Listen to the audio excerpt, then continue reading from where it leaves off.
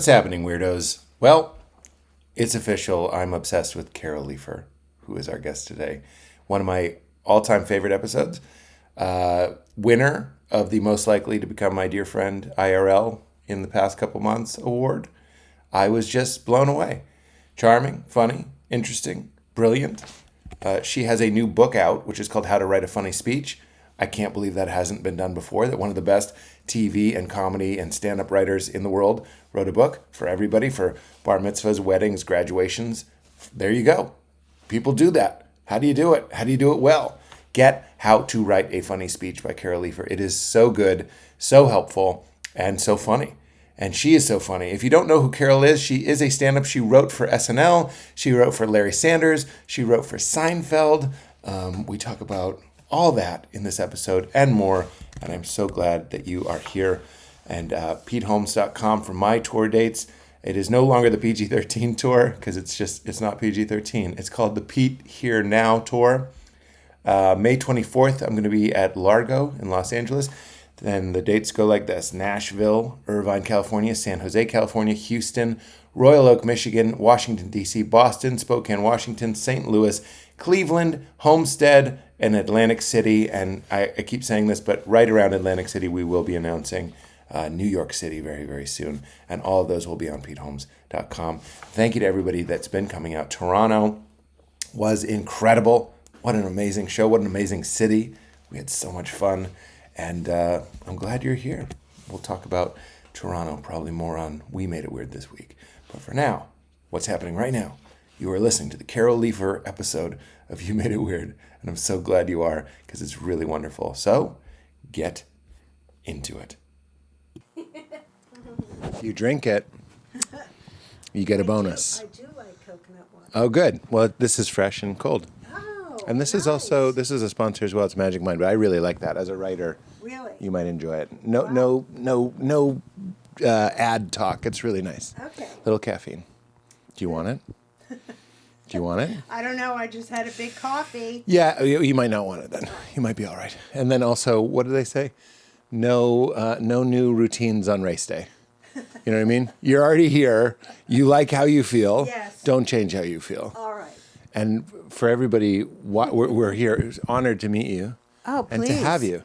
I am... Stop it. No. Stop it. No, you have to let me. All right. You got to let me. I'll allow it. I'm not British or Jewish. I love praise. What you know about green eggs and ham? Oh, you like? Oh, my God. Your You like bits that? really stay with me. I just admire you Oh, and love no. you. Yes, Get so out of much as town. a comedian. I'm not kidding. What a thrill for me. Yes. Because I was telling you, we double booked. Yeah.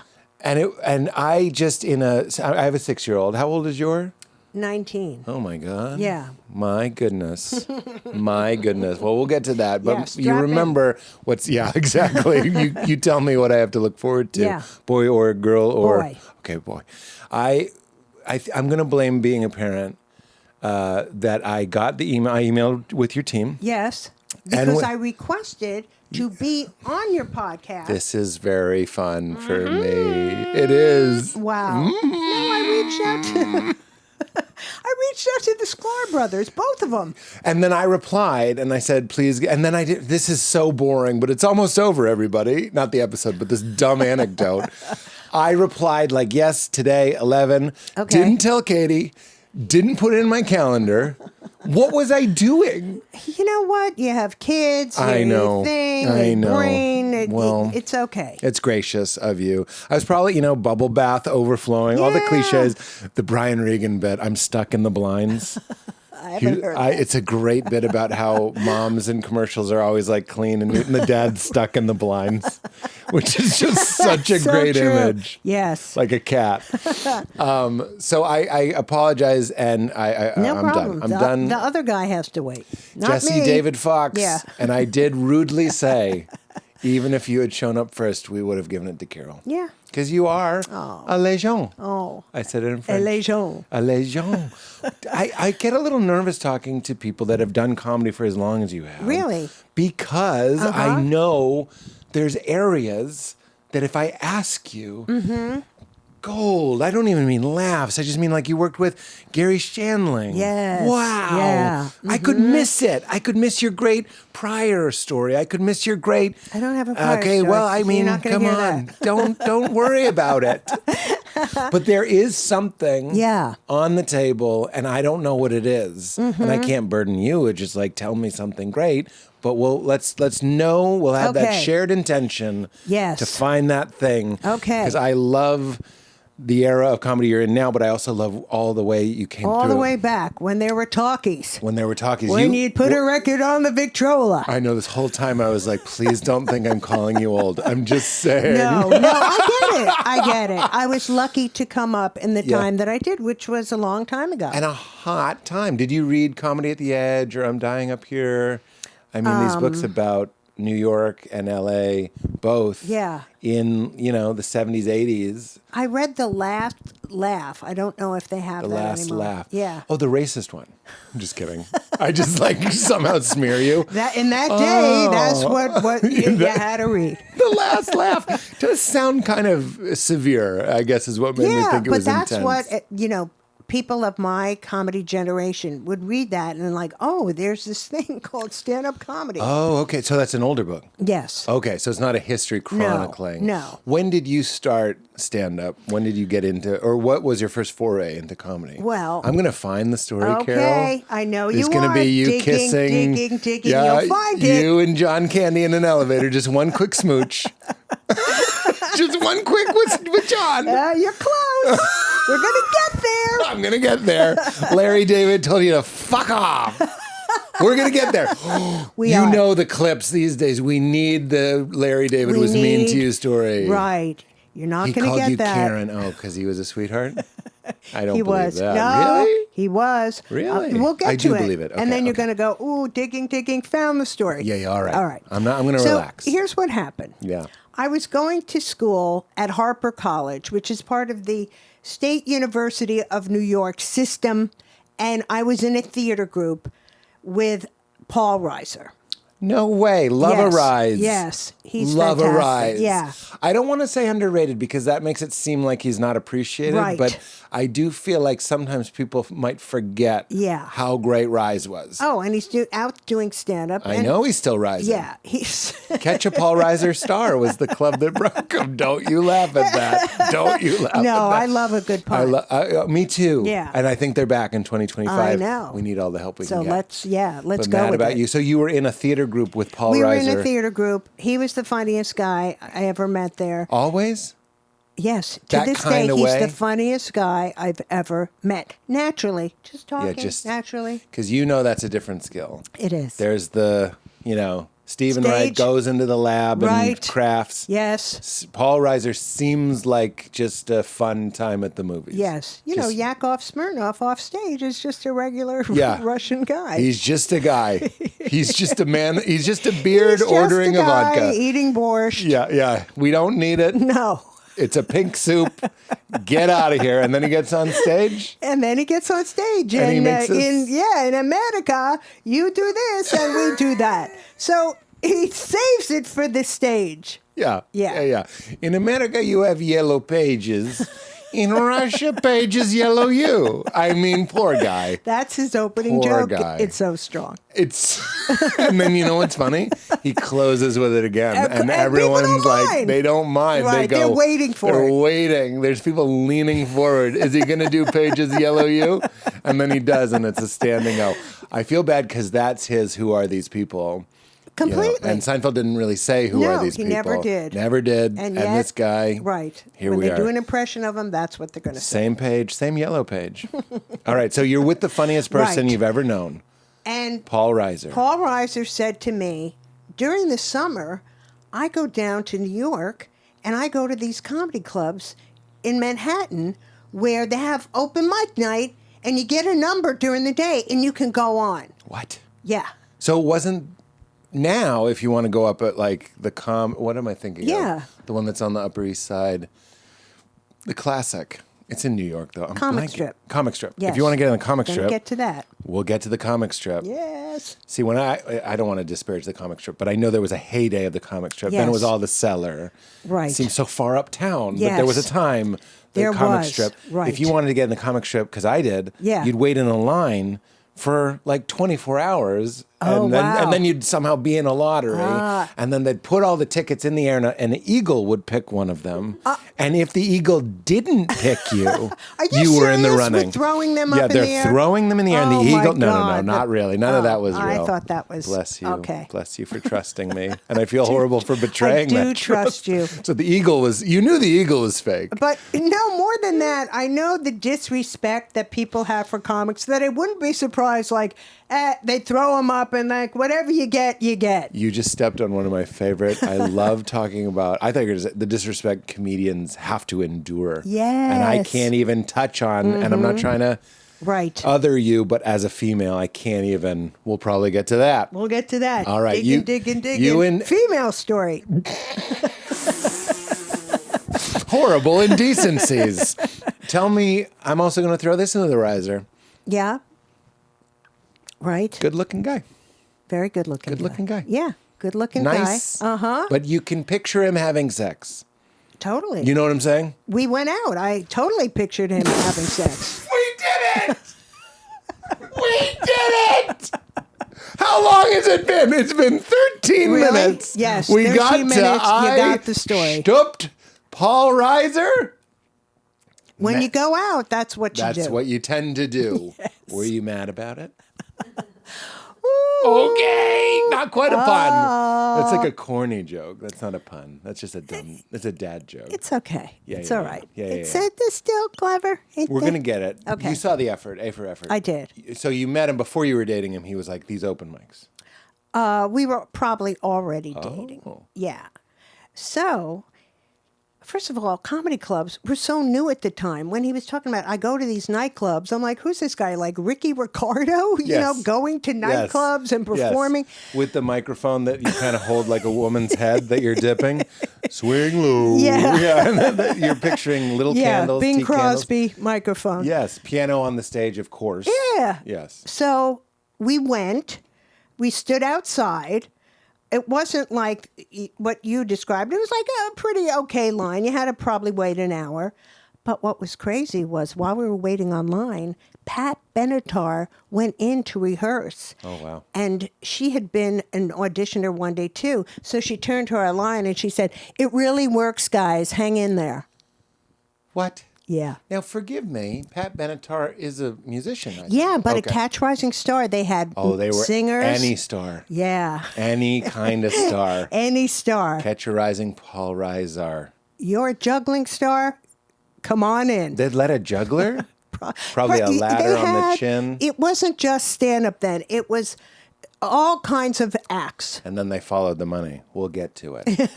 I mean, at a certain point, they're like, people Yeah. are leaving during the juggler. No offense, jugglers.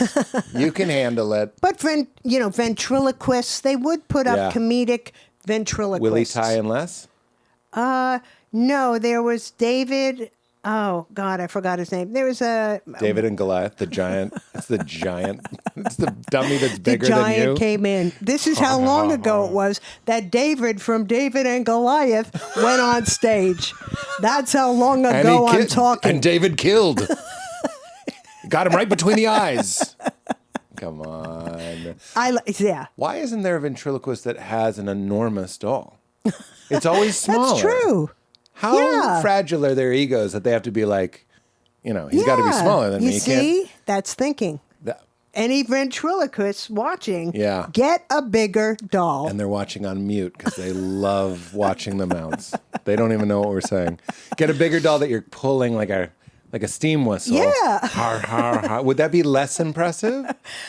I think it would be really impressive because nobody's ever seen it. Nobody's ever right? seen it. And that's hard to find these days. Exactamundo. And it's also, I think maybe they don't do it because it's hard to do a booming giant voice with that, like, you know what I mean? It has to be no, like that's easy. Yeah. It's the that mouth. might throw it off. The mouth hold says this sounds like a small person. Right.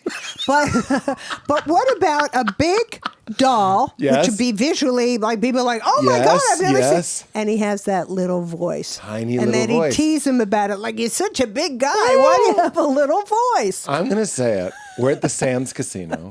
Giant. Everyone's going nuts. Yeah. This is their Yellow Pages You. Okay. And then he goes, hey, the first, and everyone goes, huge laugh just off of that. Yeah. And he goes, "Hey." Different kind of laugh. Uh-huh. We saw it coming laugh. Yeah. Not even a laugh, really.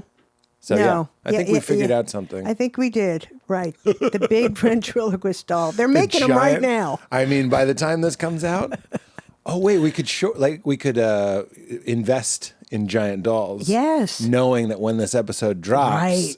Yeah, price is going to go right up. Uh-huh. Yeah. Like Oh, when yeah. pinball was made legal in the 70s. You remember? I don't. You were a big pinball hall chick.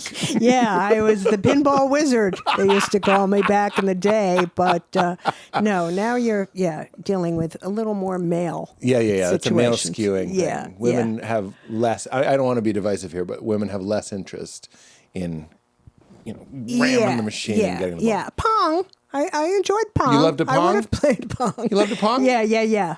But that seems more co-ed. Yeah. It wasn't that. That's when they were trying to make video games for everybody. Right. And they were like, everybody likes table Right. tennis. And they were like, they're going to like Pong. They're going to like it. And guess what? Just go ahead and focus on the men.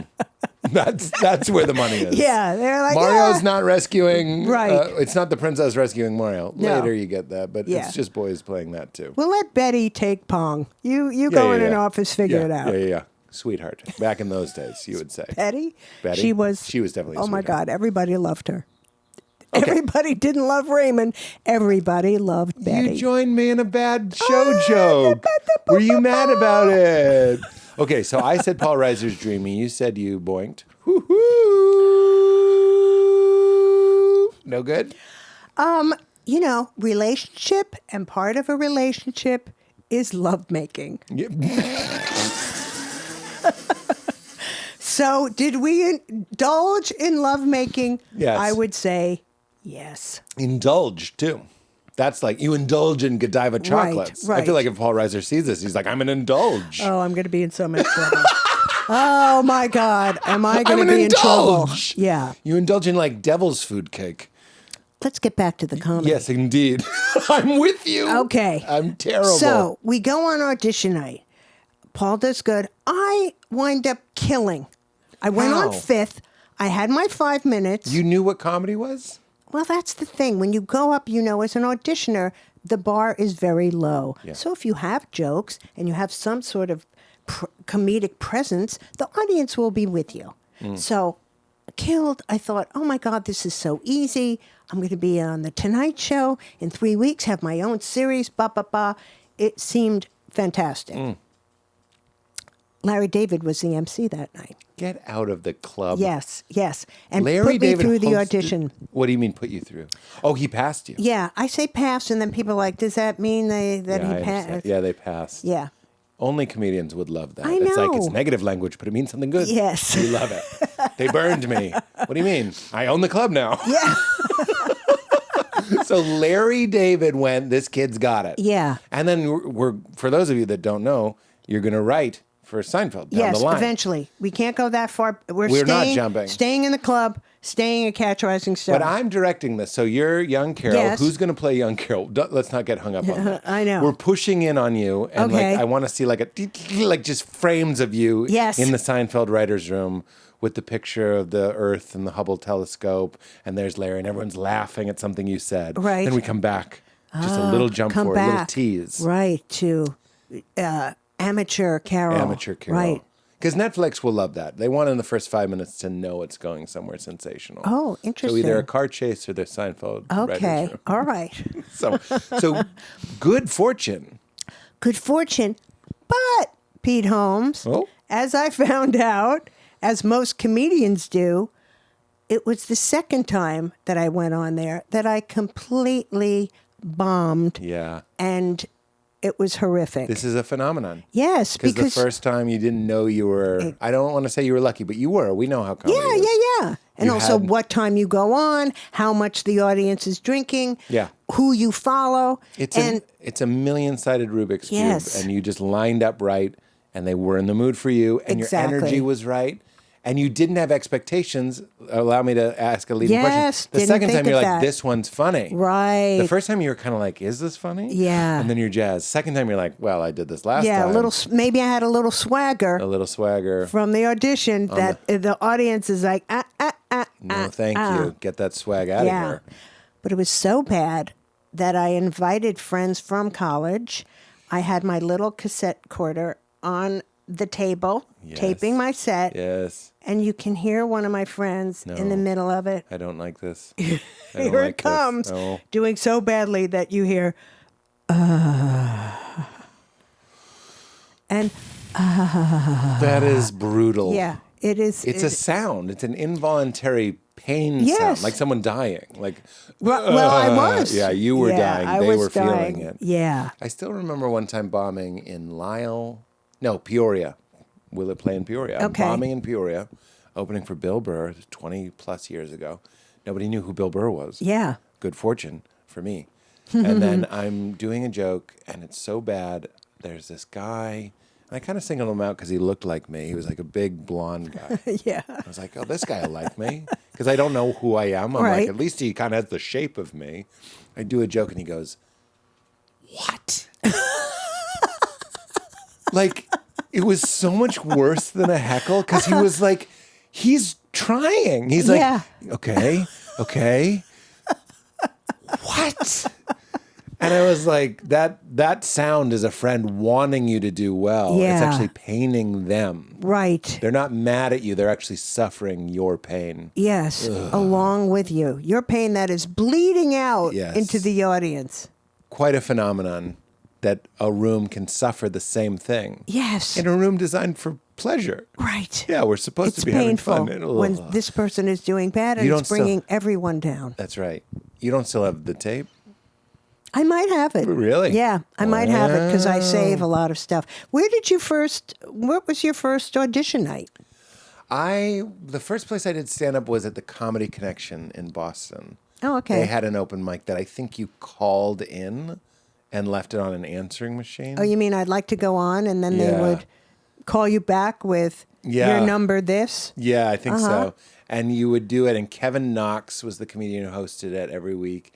And then I remember I saw it in the newspaper. It was in the Globe. Doesn't this sound like the late 90s? I was looking in the newspaper, and it would be like a hot lead. You're Wow. like you and Reiser. You'd go, there's a club that will let you on. Yeah, they're looking for people. They want me.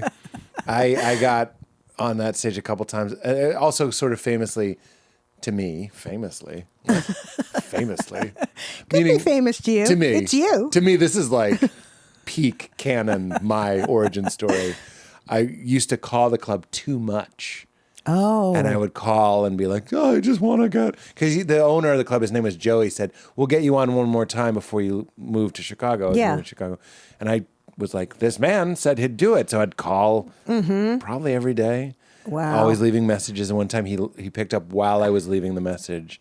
And all he said was like, this isn't how it works. Oh. But he might as well have said, I'm going to kill you and your family. You could tell. I've been calling too much. Yeah. Yes. He thought fuck. He didn't say it. You know what I mean? But I was like so terrified. But yeah, it was that. And similar to you, first one, pretty good. Yeah. Second one, always going to be bad. Yeah. Sophomore album. That's right. But then, do Yeah. you find this phenomenon in stand-up? And this is a real question. I mean, I'm not just listening to myself talk. If you have a bad set, typically your next set is good, Yes. right? Never fails. Because you want it. Yeah. And you were reminded Right. of how it feels, and you're Yes. like, never again. And it's true in show business. Bad dress rehearsal, Yes. great opening night. Yes, good dress rehearsal, bad opening night. Because you're cocky. It's the same phenomenon. Yes, it you is. You want to go in. My friend Rob Bell says, butterflies are good. You want to have that Yes. juiced energy and go out with that hyper-vigilant mind, Yeah. and then you do well. But if you had a great dress rehearsal and you go out and you're like, we got this.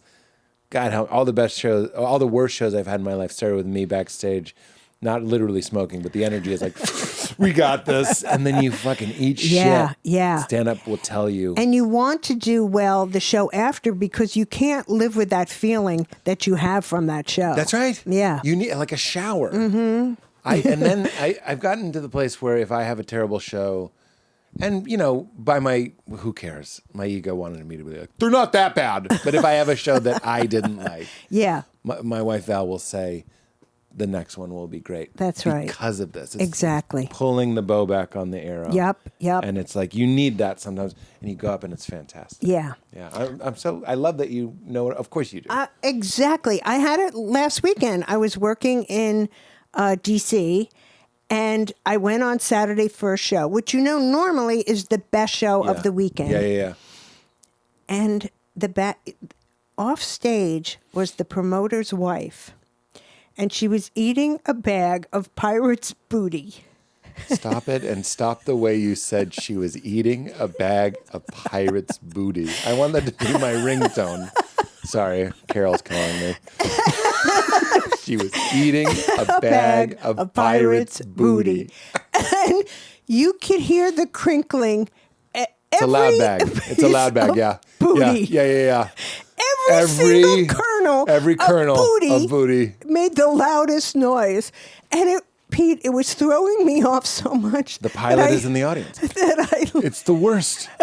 That what? That I literally went to the audience, excuse me 1 second, and I went off stage and I said, you've got to stop eating that pirate's booty. It's making so much noise. Did you say it loudly for everyone to hear? No. Oh my God, because that would have been a funny bit. Yeah. Because then that would be 10 minutes on the woman and the pirate's booty. Yeah. Also, another thing that I feel comedians feel is no family members of promoters backstage. This is our sacred space. Carol. Right? I just saw you take off from half court at a basketball game and dunk it from half court. It's never been done. Wow. You're doing like High so many compliment. 360s. People are like, is she ever going to come down? Because I couldn't. And speaking of Bill Burr, I was in a green room once with him. I had never seen it before. And he was just like, everybody's got to get out. And I was like, I'm such a people pleaser, especially at that time. Yes. And he was like, go. It's all these agents, promoters, family. Yes, get out. I'll also say this, Carol. You tell me if you know what I'm talking about. If there's a disruption, pirate's booty, or heckler or rhetorical question answerer, yes, they are a friend, girlfriend, or family member of someone you know or associated with the theater. Have you run into this phenomenon? Yes. You invite friends. One of the friends of your friends is the woman that when you say, anybody know what I'm talking about? They'll be like, yeah. Because they're emboldened. They're VIP'd. Exactly. You don't eat pirate's booty if you're not married to the fucking promoter. Are you nuts? You eat the quiet club food. Yeah. Chicken fingers. Or not even, don't eat. Don't I don't eat. want to look over stage right, and you're eating. Nobody wants that. Nobody wants that. Yeah, have you ever seen someone at the Oscars with a big pasta bolognese? Watch the show. Yeah. And it's kind of a heckle. It's like, this is something, but these meatballs. You know what I mean? It's like, or this pirate's booty. I know. It's I'll never grotesque. eat pirate's booty the same again. No. It'll always remind me of that horrific stage experience. But what you said about people, it's always the people who heckle, who come with friends. It's gotten so bad for me that when I say to people, I've got you 4 comps, but tell your friends you can't yell out at any point. Because you think you're VIP. You're not. You're not. In fact, I don't even see you as an individual. You're not. You know how mercury, a little blob of mercury in a big pool of mercury will go, You're now in the audience. Yes. You're now in the audience. Shush, shush, shush. I don't care that you're dating my friend Sonny. Yeah. Shut the fuck up. Shut up. That's a real example, by the way. Even when I thought of you as a friend sitting in the audience, you've gone down here. That's right. Yeah. That's why I don't want my dad there. The silhouette of my giant dad. And I'm making fun of my dad. Yeah. No, oh, God, I don't know how you do that. Well, I asked him not to come. That's another, in my mind, famous story. And then I'm backstage, and they go, Pete, your dad's here. Literally someone in there. And I told them not to come. Yeah. He came. And he's just there. I couldn't see him. But I knew I could feel him. I could smell the canoe. He wears canoe cologne. I'm like, Dad. And the joke, I cut it from my special because my wife, I think she's brilliant. And she was like, nobody wants to hear stand-up about stand-up. And I was like, all right, cut it. But the joke that got cut from my special was, it's hard to do stand-up in front of the energy that turned you into a stand-up. That's interesting. It's hard to be a grown-up in front of the people that perpetually see you as a child. Yes. What they're talking about. Yeah. Everything. And the irony, you didn't give me enough attention as a child, and now you're at my show having to give me a lot of attention along with these people. Oh, that's a better angle. It's like, I didn't get enough when I needed it, and now you're trying to join the group that's making up for you? Yeah.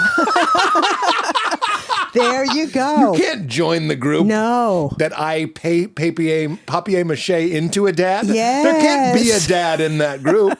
If I'm turning you're them, outside. What's next? You're going to come to my therapy and sit next to my male therapist that's like, you're a good boy, Peter? And he's going to be like, what he said. It's like, no.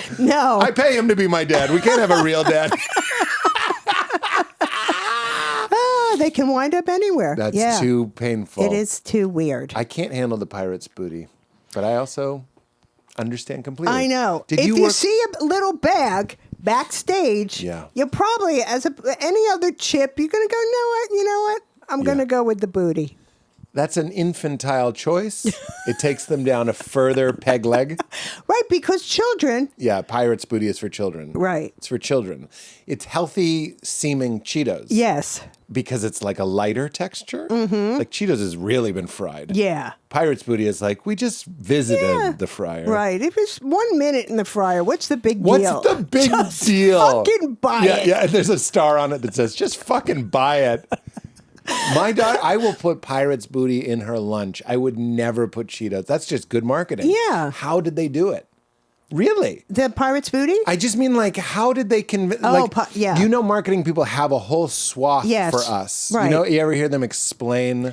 Yes. Like, our customer is 30 to 50. They have kids later in life. Mm-hmm. They're interested in organic. Yes. They're somewhat vegan. Right. They would never buy a Cheeto. Never. If I saw my daughter with flaming hot Cheetos, I would whack it out of her hand. You'd call Child Protective Services Services and I'd step on it like a cigarette.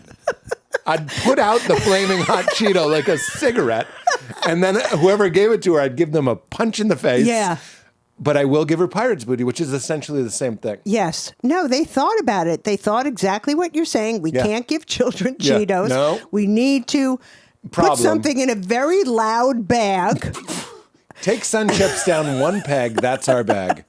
We want a slightly softened Sun Chip bag. It might have been even like children like loud noises. I think so. We're going to put it in a loud bag. If you think for 1 second they don't have meetings where they're like, "What's the most fun bag experience? Mm-hmm. What's the hand feel?" And what's the what's the retainer? Right, how much cheese retention is there? Because Cheetos is like, oh, forget it. You look like Chester Cheetah took you downtown and he's printing you. And he's like, it's not easy being cheesy, is it? And like, pirate's booty doesn't get you a full print. It's a partial. No. It's definitely okay. Back to blocks. That's you don't have what to it clean is. the toys you after. You don't have to clean the toys. It's very, mommy, that you're done. And I've never seen my daughter after eating Cheetos. You ever have to get the teeth involved when you're getting Cheetos dust off your hands? Like there's a scrape. It's so thick. No, I've never noticed that. I'm a monster. Okay. I'll go hard on a Cheeto. And like it's so thick it's not even a powder anymore. It's like you're halfway to a glove. Yeah. An orange glove. An orange glove. An orange glove. That's right. That's what they call the heavy users in the Cheeto. The heavy users of the Cheetos. But you see, even what they're pitching to children works for adults. Yeah. Like, I don't want to have Cheetos. That's a bit... It's gauche. Yes. It's gauche. a bit gauche. It's a bit much. Yeah, but my pirate's booty... You'll eat it. Yeah, I'll eat it. And if I have a child near me, I'll offer them some and no one will mind. Look, Carol, I don't want to talk about this forever, but I will. A pirate is a scoundrel. That's true. A cheetah is one of God's most majestic creatures. But you throw sunglasses on him? Yeah. I don't trust him. I don't trust him. I don't trust this cheetah. I would trust the word of a pirate before you, sir. That's interesting. Yeah. Do they have a cheetah on the bag of Cheetos? Cheetos has Chester on there. Oh, it does. Pretty sure. Right, with the sunglasses. Okay. He's on there, and he looks like Joe Camel.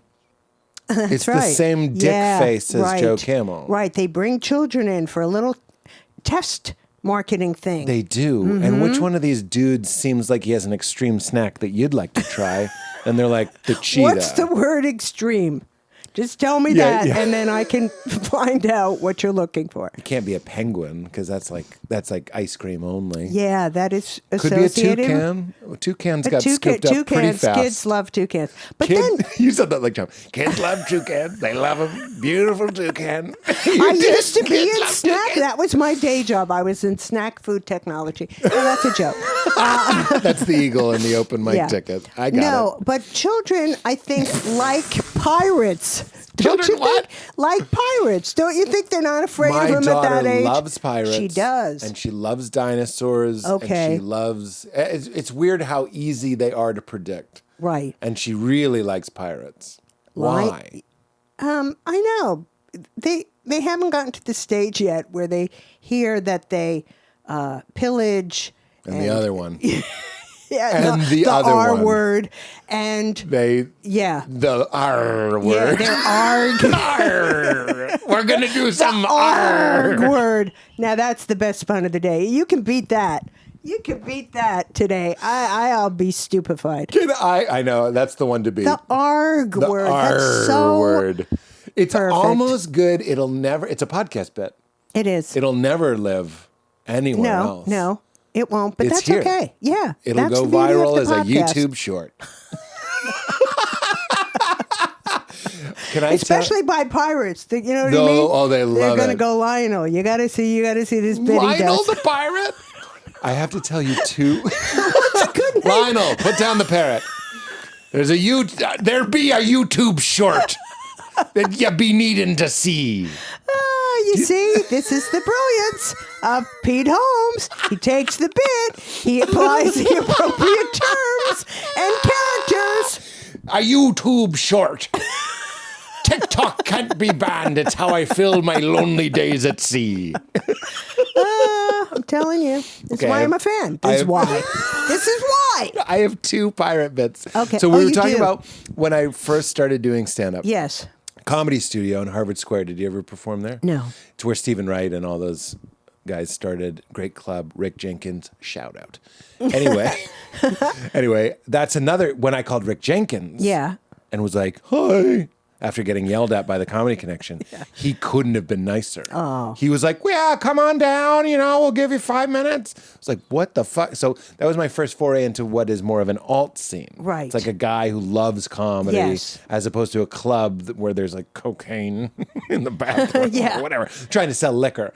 Comedy stores seem to be about comedy more. Right. But that's the thing about other comedians that I think is a misconception among people, that comedians like to help other comedians. They always think, isn't know. it cutthroat? Isn't it I know. competition? No. So many nice things. Stephen Wright gave me, when I was starting out, I was at the bar at the Improv. I had a terrible set, not knowing that the next day I would have a great set. Oh. And I was very depressed. And he came over to me and he said, you got to do this every night for 3 years without judging yourself. And that helped me so much coming from him. Like, yeah, you got to do it. And not, you know, every night, I did okay. Didn't do Yes. Build up the callus. good. Yes. He's so right. Mm-hmm. I firmly agree. Hey, Carol, you need to do this every night for 3 years. Don't judge yourself. That's very good. It's hard. That's If you had earphones on, if you had headphones on, it would be great. I could feel it from here. It's hard to know how great this impression is from all the way over there. Okay, so I'm at the Comedy Store. Yeah. And the first big laugh I ever got as a comedian, I think, was I was thinking about organized crime. Okay. We're on board. We're on board. People are leaning in, and I was like, I accidentally made a good joke. Do you remember that feeling when you're starting? I didn't know what I was doing. Know. Well, why'd you bring up organized crime? No, I know, but that's what I mean is I accidentally went I was thinking about organized crime. That's a clean setup. Yes. Like, okay, thank you. And then I went, And listen to my Seinfeld influence, by Yeah. the way. I go, and I was thinking about it, and what we had before the mafia really was pirates. Ah. And it got this really big laugh. Wow. And that really is what makes me feel Seinfeld. It's also a New Yorker cartoon will slow you down with a word like really or however, or like it's these fun, like, what we had before the mafia really was pirates. Yeah. What we had before the mafia was pirates. Not a joke. Yeah. What we had before the mafia really. Yeah. It's like, Oh, that's funny. was Really? pirates. The word really. So I accidentally did that. Still remember it. Yeah. Vivid, because all this adrenaline rushed into me. Yeah, Huge laugh. yeah. Then I had nothing to follow it with, except that I was like, they organized crime where they would let you know with a flag that they were coming. They're like 5 miles out. Right. They put up the skull and crossbones Yes. like, we're pirates. Watch the Seinfeld here too. Hide your valuables. Yeah. Like, that's a dumb strategy. Yes, right. And then the other one was pillage. I go, do you think the pirate that first, like, it sounds like a mistake. You pillage a village? Do you think it just made a mistake and he stuck with it? He was like, we're going to rape. I know you shouldn't. We're going to the women. Yeah. And we're going to pillage the village. And like everyone was scared of him. When he just made He said the wrong word. We're going to like philander or something, but he said pillage and no one, and then it became a word. Right. Like, you're going to pillage the village? And then I might have made like a grape, some other. Yeah. A lot of R-word jokes in these. But people, you got a great laugh, so you knew that it felt good. And Well, look, sorry, I don't know how I became the guest, but I'm so enjoying talking to you. And you're like, so tell me more about that yeah, bit. I know. Well, I like to. Yeah, but organized crime is already a good bit because it's 2 words that don't go together. Organized crime. Yeah. You're right. Yeah. Like jumbo shrimp. Exactly. Jumbo shrimp. Organized crime. Right, like you have a Filofax. Vinny has a Filofax. Yeah. At 3:00, we're going to get a payment from Right. Sal's Pizza. At 4:00, You're very funny. It's like, you like stabbing people? Yeah. Do you know QuickBooks? Do you know do you know Oracle? Do you know HTML? Can you hit that guy in the face with an aluminum bat? You can? Can you help us make a website? you can do this tomorrow. This bit? You could do it tomorrow. Organized crime? Well, I don't know about tomorrow, but yeah. We both know it's another podcast bit. It is another podcast bit. But that's what I like about this. Yeah. It's low. This is what I always wanted comedy to be. Nobody's here to laugh or not laugh. We don't need them. We don't need them anymore. We don't need We do them. need Don't them. Get want those them. tour dates on the screen. CarolLeifer.com. CarolLeifer.com. Leifer. You got it right. Don't spell it wrong. Do you also have Leafer just for the real dingbats? No. You got to. Really? I'm just kidding. What if that was my hot business advice? Carol, you're I leaving go money on home, the table. I call my tech guy. We got to do Carol Leifer, Leafer, for the and dumbasses. Karol. We're losing money because people, my fans, They don't know me. they can't spell, they don't know you. Right. Leifer. Make it easy for him. Dov Davidoff, do you know him? Very I'm funny going to guy. do his podcast in New York. Oh, what fun. He's wonderful. Okay, good. I like His getting website the used to seal be of approval. dovelikethebird.com because nobody knew how to spell dove. Oh, D-O-V. right. Davidoff. I think Dove we can like do the Davidoff. bird. DovelikeTheBird.com. I don't think it is anymore. I'm glad you said podcast because I think he used to. We talked about orgies when he was on my podcast. So you're like, oh, when I'm in New York, I'm doing Dev's. Sorry, podcast. Like that's a better. Oh, it's a better thing. Yeah, much better. No Dev orgies. But you see, you did that joke. Which one? The one that you got the big laugh on Yeah, the first I time, know. organized crime. Yeah, was and really. then you're addicted. You've drank the good Kool-Aid. Yes. And it's fantastic. You want to hear the joke I got a really big laugh on in my first Can't 5 wait. minutes? Can't wait. Okay, Trident gum. Now they say 4 out of 5 dentists recommend sugarless gum. Who's this 5th guy? Okay, but here's where you see the age. Guy? Here's where you see the age of the joke. What's he recommending? Rock candy and Juju bees? I like 2 it. candies that are not really around anymore. Jujubee. Jujubee? Wait, Jujubee made its way onto Seinfeld, didn't it? Junior Mint. Jujubee. Junior Jujubee? Mint went into the whole of the Yeah, surgery. Jujubee. You're Jujubee telling was me something about Seinfeld? I'm going to try to. I'm going to sign-splain this to you. All right, we I'm gonna- got to Google this I'm right gonna away, sign-splain or this. I am ashen. There's a bit where Jerry and Elaine are at the and there's something about how hard they are to chew. Yes. And it gets in your teeth or something. Katie, if you're not Googling that right now. J-U. Well, there was Juju fruit. Is it Juju fruit? Yeah, in the Juju fruit? She buys it before she goes to the hospital. Oh, you stopped to get the Juju fruit. But I thought it was Jujubees. okay. Maybe you didn't have the rights to say it. I think you were right. Jujubees was never. Yeah, but Jujubee is a funny word. Jujubee is very fun. Juju fruit, but Juju fruit All isn't right, real. You were close. It is? Yeah. Wow, Katie, I've never seen you so lit up. It's like my favorite candy. Yeah, It is? I just knew it by- bought them at Ralph's, 4 for $5. Juju fruit. Yes. You won. And I'm sorry I tried to sign-splain that to you. No, that's okay. You must get that from time to time. I know, but you did get something that I had no idea about, which does not make me, as a writer from Seinfeld, Feel very good about. I'm going to go home and really feel bad about it. You just look in Drink. the corner while Johnny Cash's Hurt plays. Can I ask who wrote, sorry, we're not going to do this very much, but it came up with the Pirates Booty. Yeah. Me and my opener, Matt McCarthy, who I love, whenever someone comes back and says something weird, like, just so you know, the fryer makes a loud noise. Yeah. And sometimes or just so you know, everyone has to pay their bill on their phone. So they're not on their phone, they're paying their bill. They'll leave.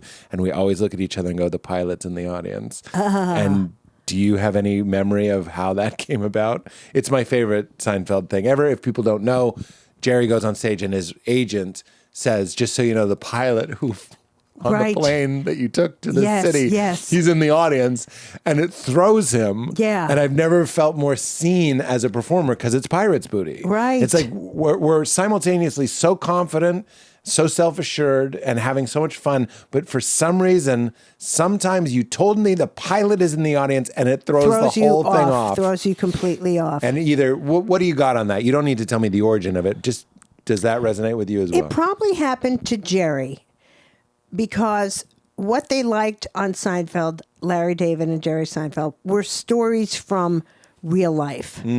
Like being a comedian, you know, in the 90s, have a gig, no Uber.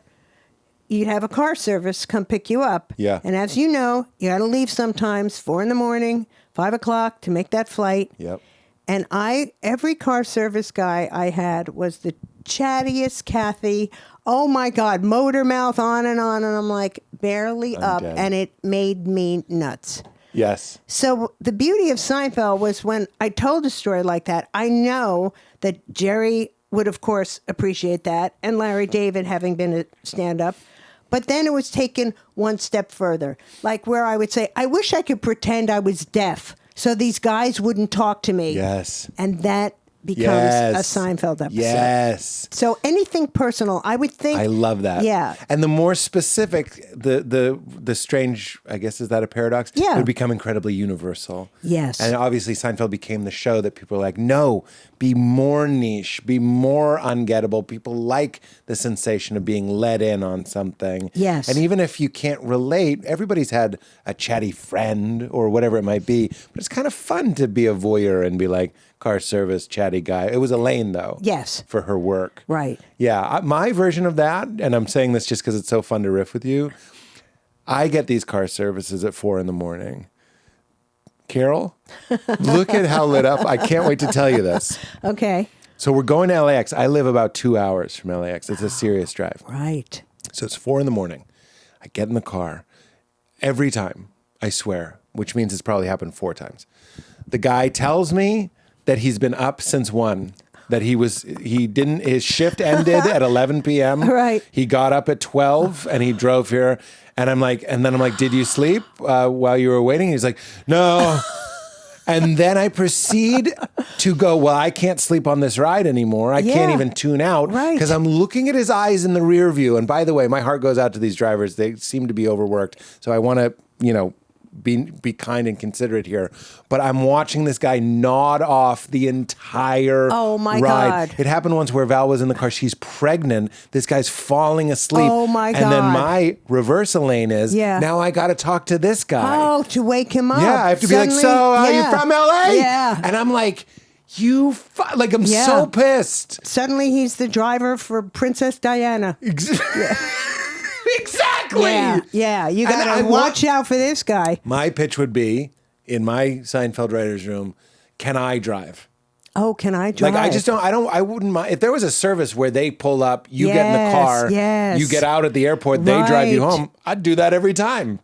You know what, Pete? That's an even better Curb Your Enthusiasm idea. Oh, I see. Yeah, it is. Because picturing Larry Yes. going, you know what? I want to drive. Get I'm in not the a back good seat. passenger.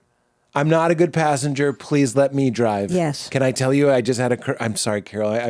I'm just loving talking to you. We're going to get to your book. We're going to get back to your story. But I just had a curb. I had a curb. Oh, wow. No, I Yes, mean you it did. happened. Yes, I guess. No, this is a real curb. Okay. In my life. Oh, We had friends over. okay. These are our neighbors. We have them over for Sunday dinner. It's very folksy. It's warm. It's not Yeah. show busy. Uh-huh. And we're, having dinner. I had tried to mail a letter that day to my business manager. There's a letter. And I didn't have any stamps. So I said to my friend Ariella, I go, would you mail this for me? Mm-hmm. And she was, and I would say this if she was here because we laughed about it. Okay. She was clearly like put out. Oh, really? And I was like, she's like, what am I, your assistant? I was like, no, it's a cup of milk. It's Right, and a you told her you didn't have bag any of sugar. stamps. I don't have any stamps. Right. I don't have any stamps. I need to mail this. You're Wow. going home. Could Yeah. you put it in your outgoing mail? Yes. And she sent me a text about like National Assistance Day. Like it became a bit. And Val was like, that's a curb. It's like It's totally a curb. it's a curb. Right, because it's so much about how much will people do for other people that seems trivial. Seems trivial, but you can understand both sides. I understand as the Larry in this scene, what's the big, it's very George too. It's all Yes, pipes. yes. You pee in the shower. It's all Yeah, pipes. right. Will you mail this letter? Why could I ask for, milk or a ride to the airport? Yeah. But I can't just say, can I have a stamp? Yeah. It felt too, and there's a power dynamic too where I'm Uh-huh. like, will you mail my check to my business manager? She didn't know it was a check, but it was a check. Yeah, but did you really frame it with, I really hate to ask you this, and I feel like such a big idiot, These but are I don't good. have any stamps. No, because I must, whatever Larry has, I have a smidge of it too. Because I just go, will you mail this for me? I just said it like a fucking idiot at Le Farm restaurant. But she did take it and She took did it. mail it. But then it can't be autism because I'm watching her face and I'm like, you don't like this. It might be a sprinkle, but it's not a serious tism. Yeah. Because I'm like, I can tell you hate this. Yeah. And then she's like, no, I'll take it. It was a great scene. We could have shot it. Totally. It's like, it's fine. Do you want me to pick up your dry cleaning? You know what I mean? It's Yes, like, you want me? yes. Why are there certain tasks that are for assistants only? Yeah, and I'd not mail for a letter for you. Yeah. If you gave me a letter, I would do it. But there is an imposition. There's like a, Yeah, there is a little bit, but I can't be bothered no, with this. yeah, I you know. do it. Yeah, but that is the perfect. Larry David would have loved that. Yeah, he would have absolutely. He loves things that are very small that you wouldn't come up with that in a typical Right. writer's room, especially the things that happen to you personally. Like I told him at Curb that when you have a meeting with the network and you go and there's like a fruit bowl sitting in the middle of the table. Yeah. How fucking weird would it be if you grabbed one of those apples and you started eating it during the meeting? And not just that, when you were done with it, and you ate the whole thing, the core, you got up and you put it in the office trash can. A smell bomb. Yes. A smell bomb. If you have an empty yogurt container, you're on a task, No, my friend. you got it You're right. on a journey. You gotta find wait. an outdoor trash can. Exactly, by the parking lot. That's Just emptied put it- regularly. Yes. Or put in a dumpster that already smells like baby vomit. Exactly. You can't put it in there. No. What, do you want to leave a fish in my radiator? It's absolutely right. The apple, and apple's almost like, I don't know, when there's a smell and it's not bad, there's something extra violating about that. It's like Yeah, kind of a yeah. sweet, but it's getting worse apple perfume. Yeah. I get that. Because So- he could be like, apple's a good smell. It's Yeah. like, I don't want to smell your apple. Right. Apple candle? Okay. Your apple with Yeah. your...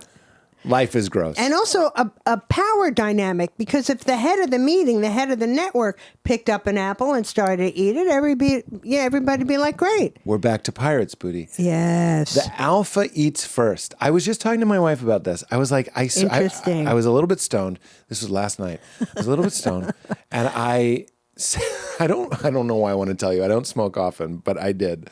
And I was telling her that, like, I think when men order for women, which is agreed, I've never done it. It's Yeah. like a douchey thing. Right. But I was like, it's an alpha dog thing. It's the wolf. You're a beta, and I'm the alpha. interesting. And I push over the steak. No, you have it. But he's going, I'm in charge. Yes. But not, so really on an animal level, I'm bigger than you, let's just say. In this you are. case, I am bigger Yeah. than you. So I am like the physical alpha threat person, right? Yes.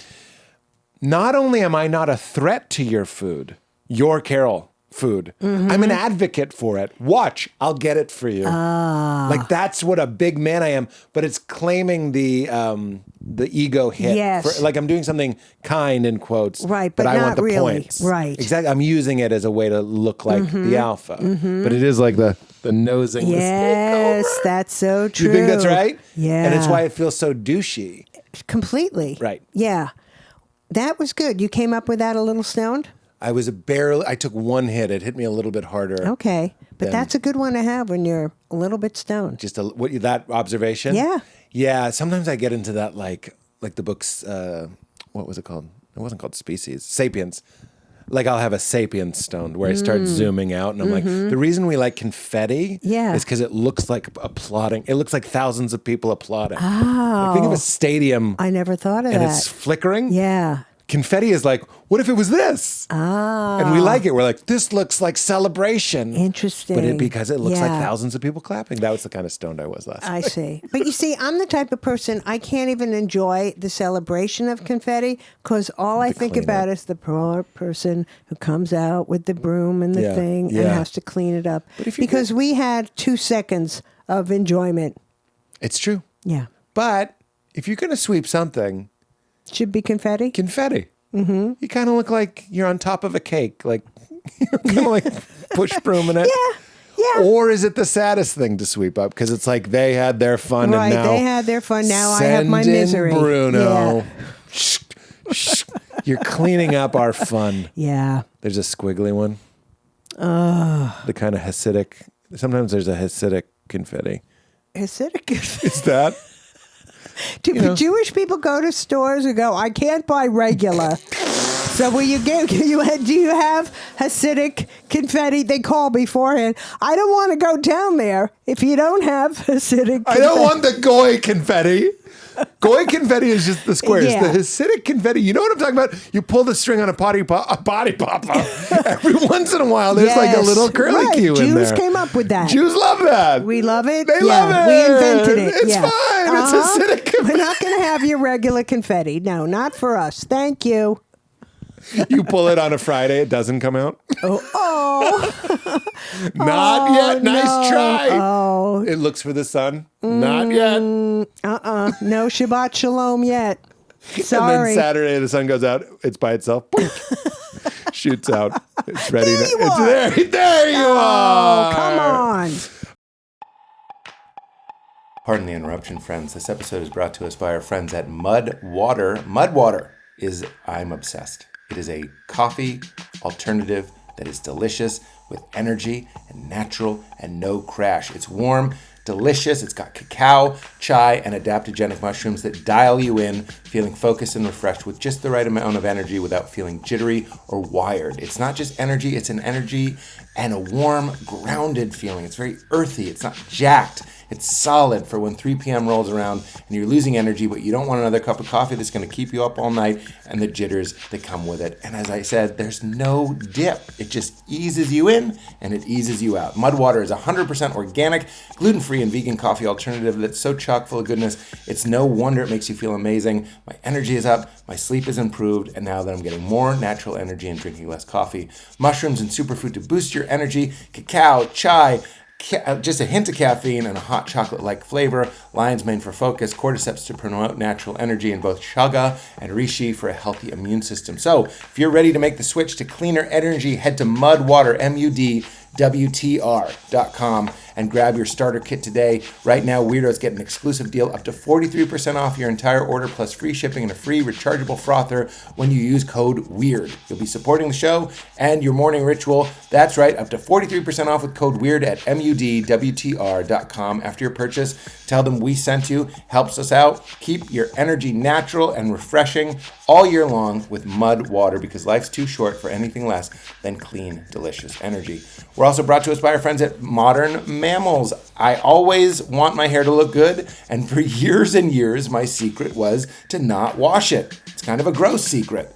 Kat, my friend who cuts my hair, last time she cut it, she said running a comb through it is like running a comb through wet cement. It's like the grease trap at Arby's. It's disgusting, but I didn't want to wash it because whenever I did, it looked like tumbleweed. It looked dried and fried and frizzled and fluffy and unmanageable, and I had to coat it with all sorts of products and chemicals that I just didn't want to do.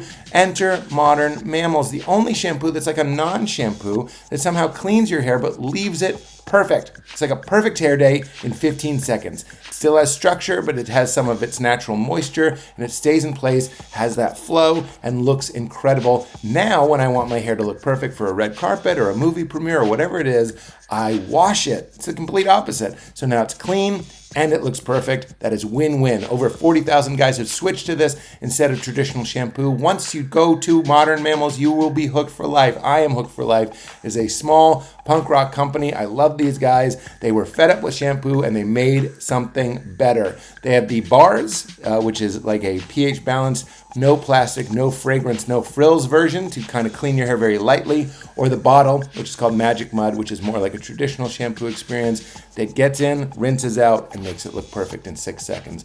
ModernMammals.com/weird. You can try both the bar and the bottle for $44, and those will last a very, very, very long time. It's incredible how long they last.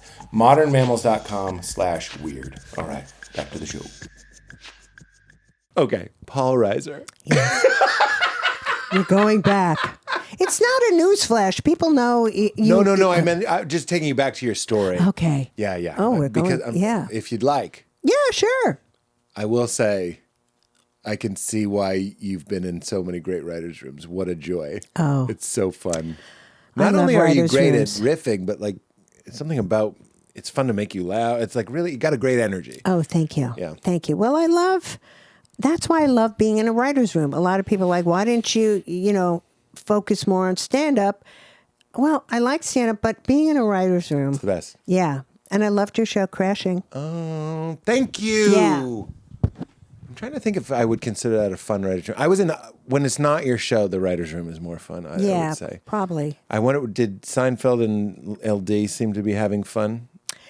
Seinfeld was a different kind of writer's room because you came in with ideas, you pitched them to Larry and Jerry. Hopefully they liked a couple or at least one where you could go back and work on it. If Larry David didn't like an idea, I'm telling you, to see that face and he'd move his thing, He'd start stretching? He'd start moving his arm because of golf. So he hurt something in his shoulder. An idea was so bad it would activate his tennis elbow? It would activate his... Because as opposed to that, if he liked an idea, like Elaine thinks there are skinny mirrors, he'd be like, yes, I like that. That's great. The whole energy would change in the room.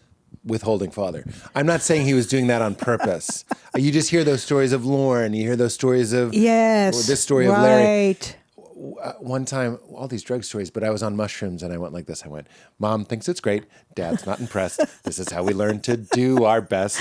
And that energy, comedians love it. Yes. It hurts when it's not good. Uh-huh. And it's amazing when Joy. it's good. Yes, instant joy. And I actually have the chills right now because it's like the movie Whiplash, the really mean guy, but it's like, we want a great song. Yes. We want it. And Yes. it can't all be... phoniness. Right. It has to be, you're actually hurting my arm. Yeah, you're or, hurting. Right. yes. By the way, Yeah. skinny mirror. whatever. The reason, it doesn't matter. We were at a nice hotel last night. It's the Ritz downtown. Oh, Look in the mirror. Immediately, I just go, I don't even know it as a Seinfeld thing. I just go, 5-star mirror. Yeah. You look amazing. Amazing. Yeah. Amazing. Right. If I could take this me. Could I be this? Exactly. It's like my after picture in glass. Exactly. How do they do it? I don't know. But much like the Pirates Booty people who have a lot of meetings, the mirror people are like, they do. Let's distort them so people are thinner. And so they eat more. Exactly. You're at the pool now. I didn't think of that. And now you're right. ordering They're room service. eating more in the restaurant. I will have the flourless chocolate cake because I look fucking great. Yeah. Then you go home to your regular mirror and you're like, oh, and then you're sorry you ate so much. Whoops. Whoops. Oh. Whoops. Yeah. I guess it's not the flour that makes cake fattening. It doesn't help. I'm so with you. In fact, I did cartoons for the New Yorker, hold for applause. And one of them was, I might have gotten this from Seinfeld unconsciously. It's a waiting room for a plastic surgeon's office. Yeah. And there's a guy installing a mirror and the back of his onesie, that work onesie. Yeah. Onesie? Coveralls. Okay. Says unflattering mirror company. It's so bad. It's so bad. But I was going, I feel like if Roz Chaz had done it, it would have been better. Like, because part of the medium is the messenger. But anyway, the idea that at a plastic surgeon's office, they probably have unflattering mirrors. Yeah. You see? So that was in the New Yorker. No, it never. They rightly. I don't often agree with Bob Mankoff, but when I do, I submitted a cartoon recently. Oh, wow. Yeah, and it got a big Pasadena. Because, do you know this? Are you ready? Yeah. They don't want one cartoon. They want 10 cartoons a week for Oh, really? months. Oh. They told me that. They were like, you could have the best cartoon in the world. Yeah. We wouldn't buy it if you just sent in a cartoon, even if you are, maybe if they're you, but. That's not a good business thing. Well, here's the other fun thing. We're almost done. Everybody listening, they don't want New Yorker cartoon fun facts, but here's one for you. Yes. They have enough cartoons where they could not buy another cartoon and be in print for another 10 years. Really? You've gotten all the New all the Yorker good ones. magazine What do you need? Cartoon intel. What do you need? I'll tell you what floor it is on Tuesdays. It's great. Yeah, I had. So don't take it personally. All right. I feel a little better. I had a friend, Liza Donnelly, cartoonist for the New Yorker, draw it for me, but I thought it would get in. It was old people walking by a cemetery and saying, the caption was, spoiler alert. Carol, first of all, I love it. Okay. I can't tell you how many times I tried to make a cartoon where the caption was spoiler alert. Sometimes I'd reverse caption. Okay. I actually think they should do that, reverse caption contest. Yes. The caption is spoiler alert. What's the drawing? Yes. It's right there. You're just a fountain of ideas. These You Condé are. Nast fucking crusty motherfuckers up there counting their money and not moving their faces when they Right. laugh. Yeah. I'm just kidding. Thanks for all the love. I'm just saying that's right there. Reverse caption contest. Yes. You can take it. You don't have to say presented by Pete Holmes. But spoiler alert is such a compelling punchline. I had one where it was a guy in bed. It's his deathbed. And his son is saying, don't give away the ending. Similar. Oh, yes. I was also- Yes.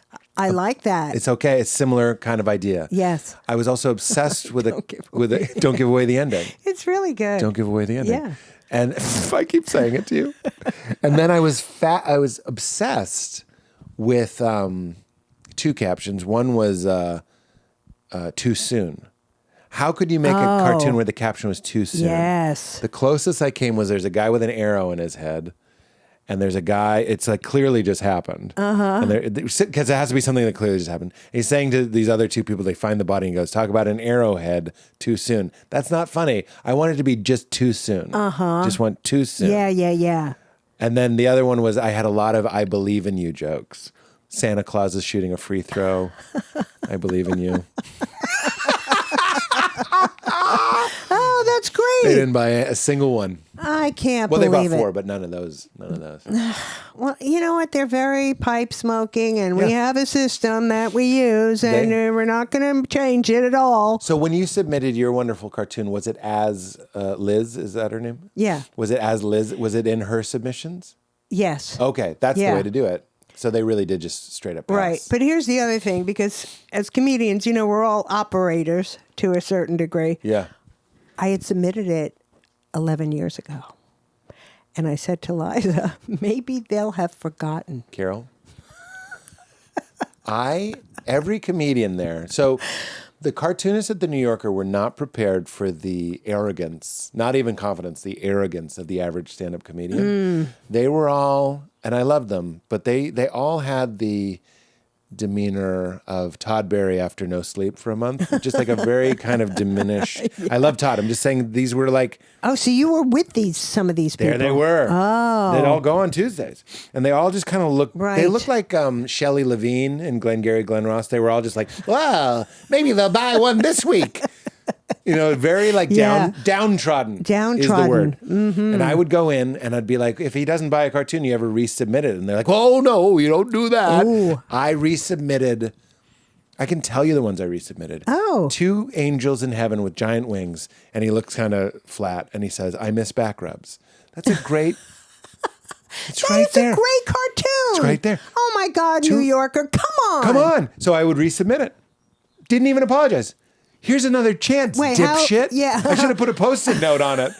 Because I would see what was coming out and I'm like, this is better. How much later than the original submission? Never the next week, but 2-3 weeks later. Yeah. There it is again. All right. Well, that's ballsy. 2 or 3 weeks later. Also in a writer's room, you know what they called me?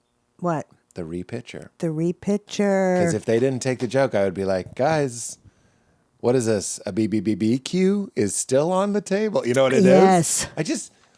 I wouldn't change it about myself. I've calmed down. But as a young person in a writer's room, and now we're back to our favorite topic, the dance of it, you need to know when to take your lump and shut up. Yes. The guy or the showrunner didn't take it, so please be quiet. Yes. I would get talkings too. People would be like, you need to chill the beans. And is that your experience? Like a good writer's room when it's humming has a certain elegance to it? Yeah. I think what I find most fascinating about the writer's room is when you're all together. And like I told you, I love being with other funny people. I'm like with every funniest person from their high school. It's so great. And then somebody will say an idea, a joke that's like half there. Somebody ping-pongs it back a little better. And then somebody, the third person, they've got it. That synergy of back and forth. It's so fascinating It's to so me, fun. and I love it. And it's greater than had we done it alone, right? Yes. I mean, that's a dumb thing to say, but it's like we all made it a little bit better. And I see how, what's it with Mike Birbiglio? You were going over material. Yeah. You make material so much better. Oh, thank you. Yeah. So I want to get together Mike with you and bring some jokes. You're well, anytime. Okay, great. Anytime. All right, great. I hate that we're only doing 90 minutes because of this double booking. I know. So I will say anytime. Okay, good. Do you have a bit you're working on right now? I do have a bit that I'm working on right now. You don't have to do it now. No. I wanted to do it. It's about, because I'm gay, lesbian, and I don't want to know why I say lesbian. Yeah, we do get our own word. Gay men are gay. Mm-hmm. Gay women are gay. But gay women are lesbians. And then lesbians, right. I don't know what the angle is. Subaru was in charge of that. They wanted to make Who sure. was? Subaru. They said, we got to get that other word out there. We need one that means gay women. Don't ask us why. Exactly. Yeah. Yeah, that was. So look how many funny. meetings we've had today. Pirates booty meeting. Yes. Mirror meeting. That's Lesbian meeting. One of the easiest ways to comedy is who thought of this and why. Yes. Who said Who thought of this? why are there 2 types of screwdrivers? I just want to talk about that, and some people don't want to talk about that. Yeah, I did not know that. You didn't? No. That's not very lesbian of you. That's true. Phillips head and flathead. Oh. And that's the most American capitalist thing of all time. If you have a flathead screwdriver and it's a Phillips head screw, you can't use it, so you have to buy another one. Oh, that's They took a interesting. thing that's only one thing and made it 2 things. That's America. That's not in the Lipstick Lesbian Handbook. I mean, just the giant rings of keys, I guess. We stop at giant rings of keys. I'm getting that from some musical about lesbians. I know what you're talking about. Dear Evan Hansen? No. It was the other It's the one. lesbian one. Yeah. We both know what I'm talking about. So You keep do. going. So you're a lesbian? Yeah. So what's interesting to me about the lesbian relationship is that It becomes a secret from the 30s when you start talking about your Lesbian sexuality. Lesbian relationship. We have a lot of jobs that are typically male, female. Okay? Yep. Like many times, the bit that I want to do is many times on a Saturday night, I am by the front door at 8 p.m., already 20 minutes late for whatever engagement we need to be at. And then it's like, I don't know, screaming at the top of my lungs, let's go. Yes. I feel like men could relate to that.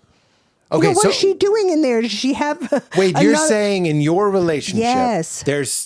you're feeling in a traditionally masculine position Yes. of waiting for your partner to fucking move it. Right. Which is funny because you are a woman. Right. And yet But you're I'm still prompt. like, Yes. how is this happening? Mm-hmm. I feel like when Sam J did this, she's a lesbian comedian who's very funny. And she had a lot of really great stuff about like how she felt like she was the man. Yeah. And related to the men. So this is a good area. Yeah. I like this area. Okay, good. But you're supposed to know what's taking so long. Isn't the backbone of that men don't understand hair extensions or something? Like we Well, don't understand. I thought after that it'd be like, what's she doing in there? Did she buy another face? You know what I mean? It's like It's makeup, Yeah, not a yeah. whole nother face.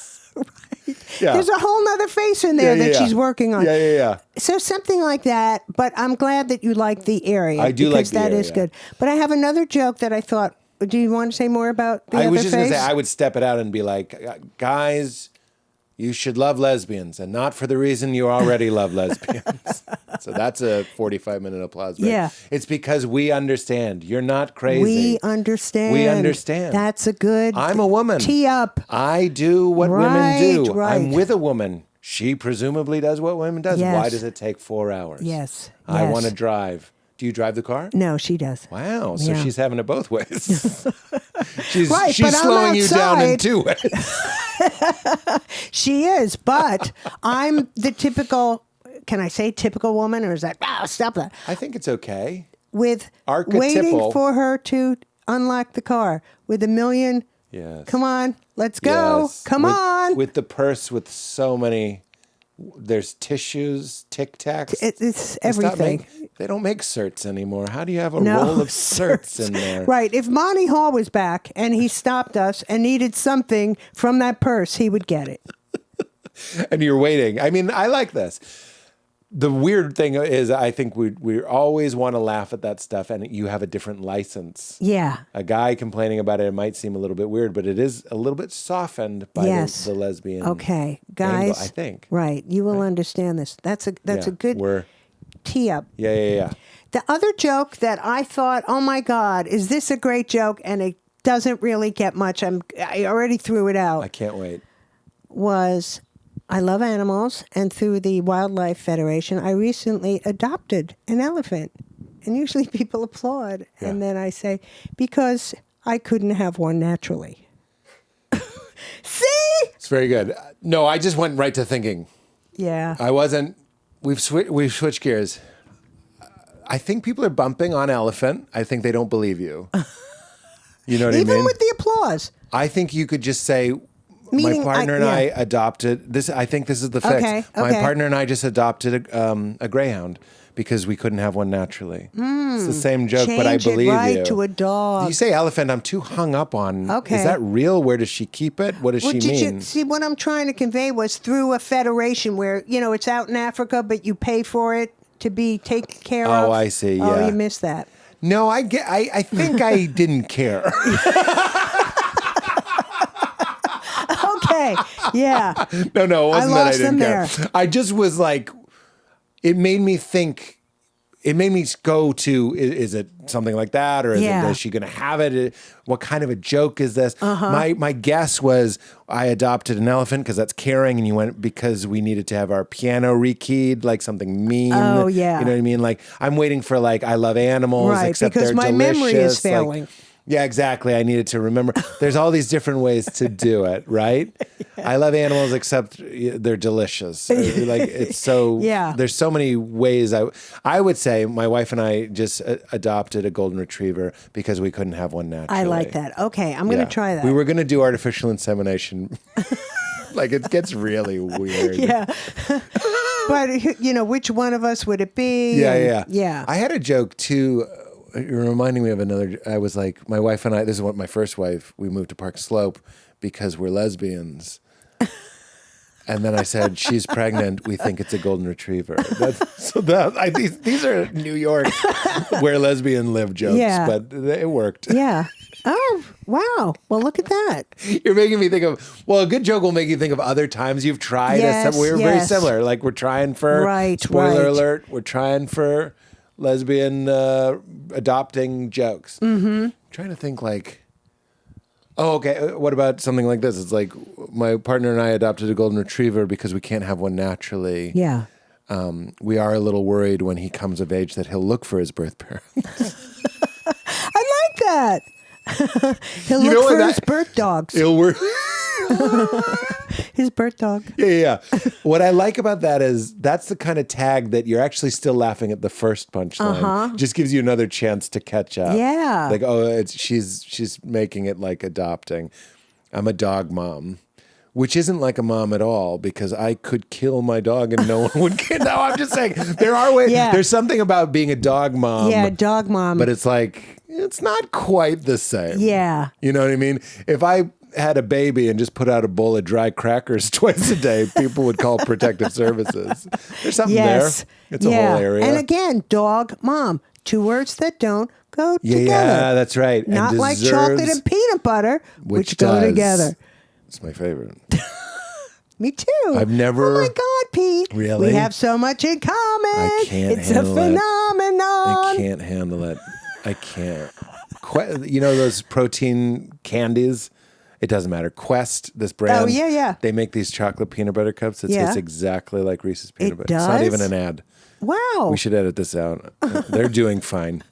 They should. Do they just send me money randomly? I'm just giving them a plug. I'm so surprised because they always say it tastes like it. I know. And it doesn't. So Valerie, my brilliant wife, who you would love, who you'll meet when you come over for a joke session. Oh, fantastic. We're eating it and we're like, it's perfect. And she goes, it's because Reese's peanut butter cups already taste chemically.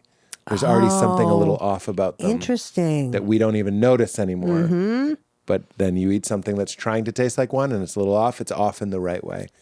That's very good. Good off. You married a very interesting thinking person. She's brilliant. And she puts up with me when I'm like, confetti is like applause. I'm like, shut up. I've always thought that about spouses, partners of comedians. Yeah. Like if somebody asks me, what do you like best about your wife? I would say she puts up with me.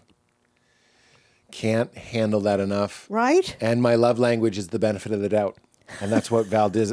I'll say something. I'll say something horrible. Yeah. And she'll go, he's just wants love. He pets you. Yes. Yeah.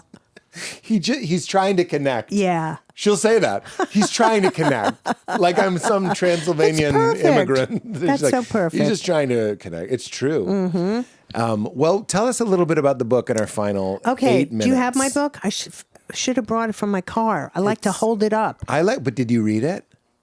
I wrote it. But did you audiobook it? No. You got audiobook. I know. We haven't had a company yet. I saw real shame in your face. Well, I'm mad about it. So the shame. What it is I'm mad. Yeah. I just mean you're so funny. I would love to hear you read your book. I would like to read it too. What's it called? It's called How to Write a Funny Speech for a Wedding, Bar Mitzvah, Graduation, and Every Other Event You Didn't Want to Go to in the First Place. I'm dead. There was a chasm. Come on. There was a chasm the size of one book. Right? And you filled it.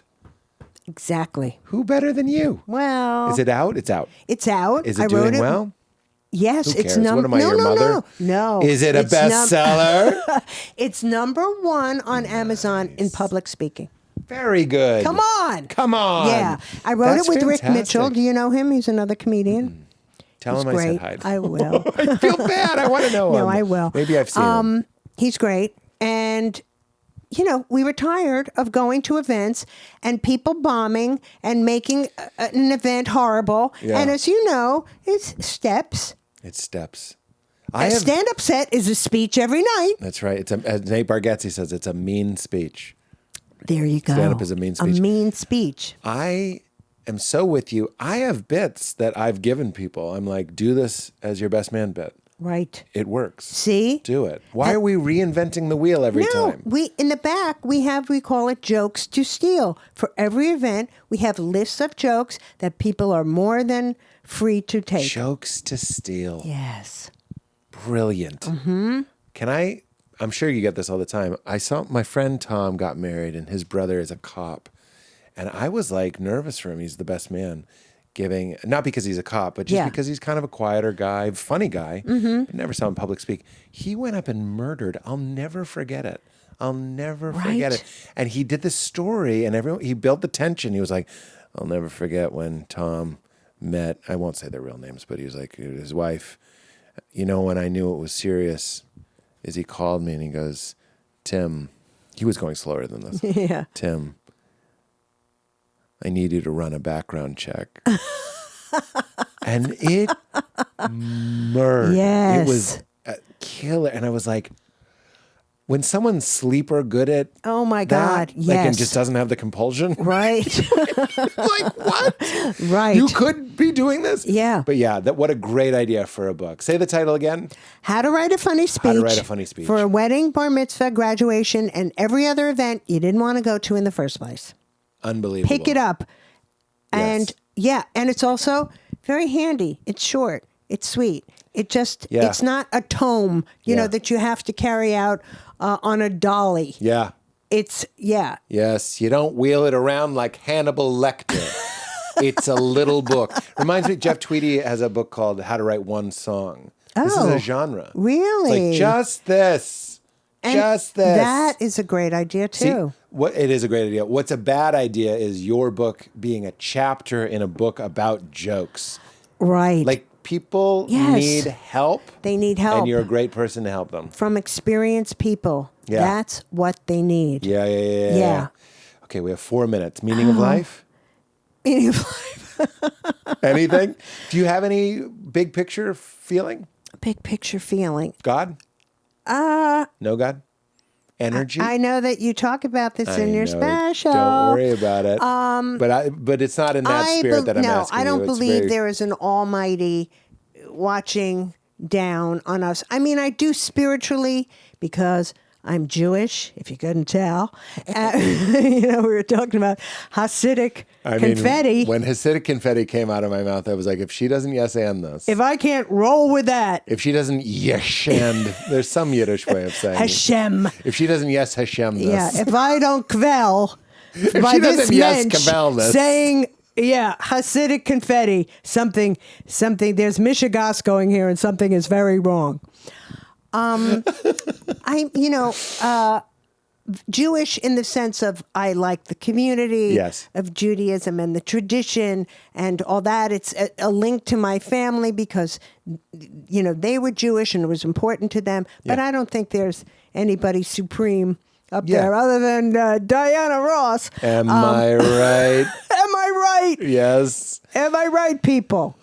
Well, I couldn't agree more for what it's worth. This is like a micro version. People tell me their beliefs and then I tell them. Ideally, I like to tell them how I think they're correct. I would like to hear it. Well, if there's a God somewhere else, something else somewhere else watching, your issue with that, I have that exact same issue. Mm-hmm. We all believe that God is infinite. That's like one of the defining characteristics. But we also say it ends here. It ends here. Yeah. I'm somehow perimetered and bordered and block that. Yes. And I have to achieve that somehow. I have to win it over. It's watching and grading. Mm-hmm. But it's like, but we just said it was infinite. But we have a hard time with that. Right. But I would say in our last 2 minutes that the God of the Old Testament, I am that I am.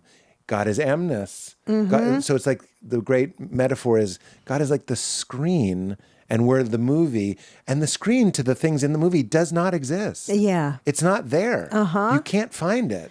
So if your character's in a movie going, there's no screen, you're right. relatively speaking, but this is another Old Testament, actually it's New Testament, but the ground of all being is another term for God. The ground, like the screen, Yes. that out of which that all of your thoughts emerge and into which they all recede is consciousness, is the God of the Old Testament. That's very I am good. that I am. I like that. So you could say, technically speaking, God does not exist. It does not stand out from itself. Right. But also neither do we, because we are sustained and animated by this one being that we share, and to which we return when really you were never apart from it. That's true. That's very. The other feeling I have about God, that people who feel like God is everywhere and always with you, he's very busy. You know what I mean? He doesn't have time to think about you, in the hazard lane of the 405 because you have a flat tire. I'm with you. I don't pray for parking spots, and I actually, it gets a little callous and cold, and I wish we had more time. Yeah. But perfect oneness can't even really know about Carol as a subject, except as Carol. It gets weird. The infinite knows about you and me as you and me. Yes. But in its own knowing of itself, it's all it knows. It only knows its completion. It's infinite, timeless, perfect. So it isn't really in the same way that a screen isn't involved in the movie, but is also its sustenance, and there is a loving acceptance of everything in the movie. Right. But it's not going, the screen does not go, I will now help Brad Pitt find a car or a parking spot. But that's where non-duality gets a little bit high and a little bit shaky. At least for me, it took a long time to get comfortable with the idea. Yeah. Because there is a comfort in the God over there somewhere else, something else watching you and helping you. Right. And that is one of the things you have to drop, I think, to know the God that Moses met. I made it Jewish at the end. I like that. You see, because you're a host and I'm the guest. That's You did that. I did that. You did. Well, I would have done that even if it wasn't. Oh. And he says, take your sandals off, which is the most Jewish God. Take your sandals off. You're on holy ground. Take them off. You've literally been wandering in the desert. Take your sandals off. I do a bit about how, they say Jesus was Jewish. Of course, I don't buy it for a few reasons, but of course, my Aunt Estelle would be like, oh, he shortened it. It was originally, Christowitz. And they anglicized it. They made it shorter, They did at Ellis Island. He's not a carpenter. He's out in the field. He runs the construction company. He supervises. Oh, my God. Yes. I'm trying to think of Christ's construction jokes. Carol, please come back on the show. I would love to. Okay, because this would have been a 3-hour episode. Oh, my God. Easy. But I talk to you. I'm you obsessed. Kidding? How to Write a Funny Speech. Yes. It was a long swallow. Just How to Write a Funny Speech. They'll find it. Oh, I'm sorry. How to Write a Funny Speech. Yeah. Not by Dale Carnegie. We don't need Dale in this. And we have the guest say the catchphrase, which is keep it crispy. Would you please? Okay. People, if you got to listen to me like you've never listened to me before, because this is important. What you've got to do is keep it crispy. See? How to write a funny speech. You build tension. Yes. It's not funny to just say it. Right. You build tension. You gotta, it's an important concept. You gotta tee it up a little bit. People don't know. Give it its due. People don't know. They don't know. They don't know. You made it weird. You made it weird.